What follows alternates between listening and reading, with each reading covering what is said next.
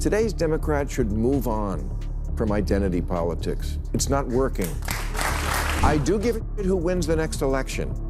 And outdated racial pandering is one reason Democrats lose elections. When Chuck Schumer and Nancy Pelosi put on kente cloth, I don't think it earned them one vote for their powerful emotional ties to Ghana. Here in California, we're now segregating kidnapping. Really, California doesn't just have Amber Alerts for missing children. We have Ebony Alerts for black children and Feather Alerts for Native American kids. What is that? We look for them by listening on the ground? Bill Maher isn't just joking around. He's tearing the woke playbook to shreds and setting it on fire. People thought wokeness was already buried, but Maher shows it's still staggering around like a bad sequel that should have been canceled years ago. Every smug slogan, every empty lecture, he cuts straight through it, turning the whole act into raw comedy carnage. He's not just landing punches, he's dropping bombs that leave the woke crowd scrambling. Sharper than ever, Maher's bringing the kind of heat that makes his audience roar and his targets squirm.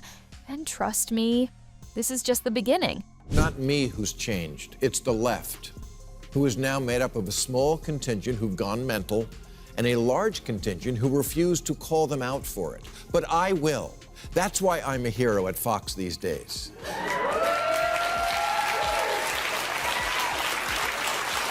Which shows just how much liberals have their head up their ass, because if they really thought about it, they would have made me a hero on their media. Yep, it's happening. Bill Maher has become an unlikely folk hero for conservatives and old-school liberals alike. Not because he jumped sides, but because he's one of the few willing to torch the nonsense in his own backyard. While most comedians on the left tiptoe nervously around woke landmines, Maher dives in headfirst, ripping them apart with savage wit and zero hesitation. He's not pulling punches, he's pulling the curtain back. And here's the irony. Calling out wokeness shouldn't even be revolutionary. It's chaos dressed up as virtue, a distorted version of reality that anyone with common sense should reject on sight. Yet somehow, in today's cancel culture minefield, speaking plain truth has become the boldest act you can commit. It's not my fault that the party of FDR and JFK is turning into the party of LOL and WTF. It's gut-wrenching to see the party that once gave us giants like Franklin D. Roosevelt and John F. Kennedy collapse into the hollow spectacle we see today. Those men stood for unity, prosperity, secure borders, and a proud American spirit that rallied the entire nation. Now, the modern left has traded vision for vanity, chasing virtue points, obsessing over identity politics, and pandering to fringe causes while the everyday American is ignored like yesterday's news. The decay runs so deep that even political royalty like Robert F. Kennedy Jr. finally walked away, straight into the arms of the Republicans. Think about that. A Kennedy, the closest thing America has to political royalty, decided the Democrats no longer represent the country his family once fought to build. That's not just a shift, it's a flashing red siren of just how far the party has fallen.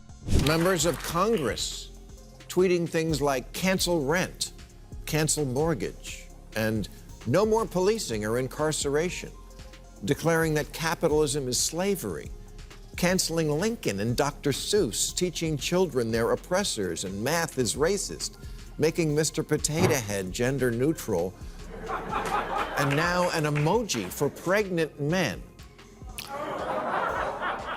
Real, I'm not making it up. For most of human history, the word woman was simple, clear, and grounded in reality.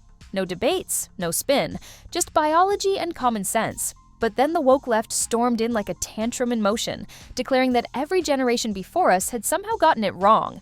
And why? Not because of science, not because of groundbreaking discoveries, but because they stumbled onto a flashy new cultural battlefield and decided to kneel before the loudest voices in the trans activist lobby. Their solution? Shove biological men into women's sports, bulldoze fairness, and undo decades of sacrifice and struggle that female athletes fought to achieve.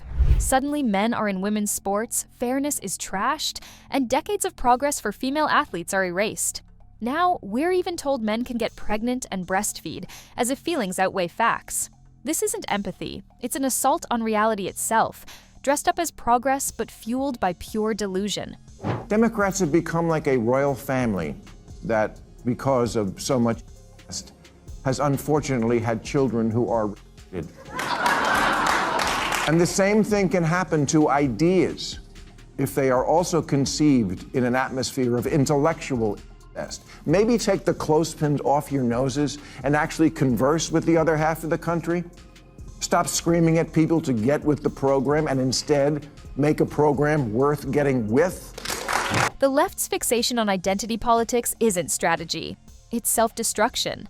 They're writing their own political obituary, and by 2028, it could cost them everything. We've watched this play out before. Instead of governing, they chose virtue signaling, and voters showed them the door. But instead of learning, they doubled down, chasing Twitter applause and activist approval while ignoring the issues that actually matter: the economy, security, and freedom. What's left is a party that performs instead of leads, staging endless outrage theater while the country moves on without them. And when the dust settles, they'll be left clapping for themselves in an empty room. Look, even if you like identity politics, this kind of thing is antiquated. From 2010 to 2020, the number of people identifying as multiracial in America went up 276%.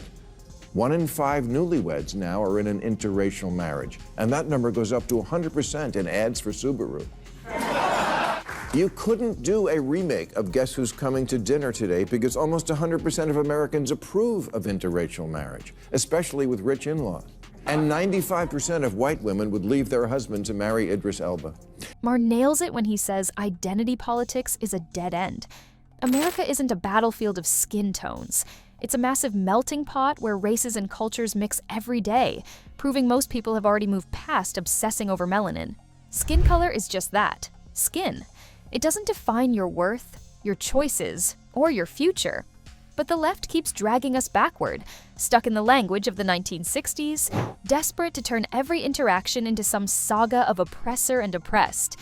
Meanwhile, real life tells a different story. Millions of Americans of every background work, live, and succeed together. That's why Maher's right. Identity politics isn't progress. It's a sideshow, and the audience is walking out.